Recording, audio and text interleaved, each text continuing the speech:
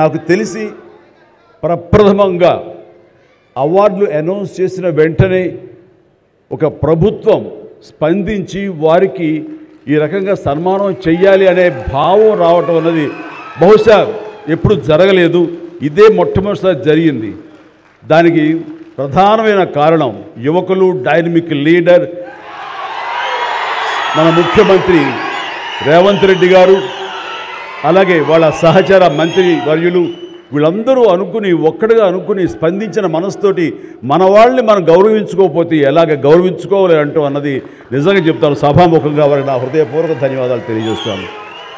అంటే సన్మానాలకి ఇక్కడ నేను కానీ మన వెంకయ్యనాయుడు గారు కానీ ఇతర పద్మ అవార్డీస్ కానీ ఎవరు కొత్త ఏం కాదు. వాళ్ళు రకరకాలుగా విధాలుగా వాళ్ళు సన్మానించబడుతూ ఉంటారు. కానీ సరిగ్గా ఇలాంటి సమయంలో ప్రభుత్వం ముందుకు రావడం అన్నది వారు ఈ కళాకారులకి కళలకి వారు ఇస్తున్న ప్రాముఖ్యతకి నిజంగా మనస్సు స్పందించి నేను నా అభినందనలు తెలియజేస్తున్నాను. ఇందులో భాగంగా నిన్న మొన్న ముఖ్యమంత్రి గారు అనౌన్స్ చేశారు. ఇక్కడ నంది అవార్డ్స్ అనేవి ఒకప్పుడు ఇస్తూ వచ్చాము. నంది అవార్డ్స్ అనేది తర్వాత అదేదో గత చరిత్రలాగా అయిపోయి మాకు అందరికీ చిన్న డిసప్పాయింట్మెంట్ ఉంది అటు ఇరు రాష్ట్రాల్లో కూడా. అరే కళాకారులు ఇంత నెగ్లెక్ట్ చేస్తున్నారు, ఇంత నిర్లక్ష్యపరుస్తున్నారు, ఎందుకు ఉత్సాహపరచట్లేదు? అది పెద్ద గొప్ప విషయం కూడా కాదు అది. అండ్ అది ఇస్తే కనుక చాలామంది చాలా ఉత్సాహం ఉంటుంది. ఆ ప్రోత్సాహంతో మరింత ముందుకు వెళ్తారు.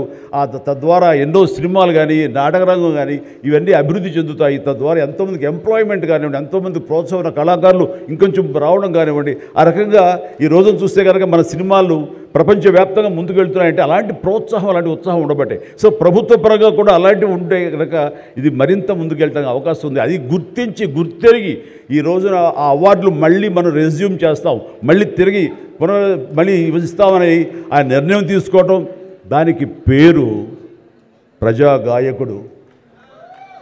జీవితం అంతా కూడా రెవల్యూషనరీగా మార్పు తీసుకురావాలని ప్రయత్నించే నిరంతర శ్రామిక కళాకారుడు శ్రీ గద్దర్ గారు.